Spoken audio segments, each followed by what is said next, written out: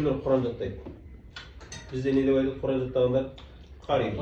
Негізі қари деген арабтарда иқра деген оқы деген сөз. Яқрау деген оқиды, қараа деген оқу, ал жаңағы қари деген бар ғой, ол оқушы деген. Негізі Құран толық жаттағандарды хафиз деп айтады.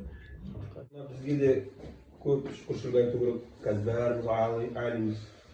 Ешкімге жаңа бір нәрсе айта алмайды. Бәрі информация бар. Бізде білім бар.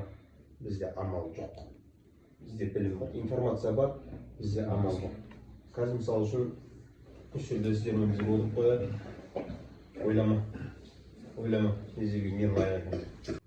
Алла сені сақтады. Қазір мысалы міне бір жағынан отыр, мықты айтыс керек, мөрекең отыр, мықты тамада.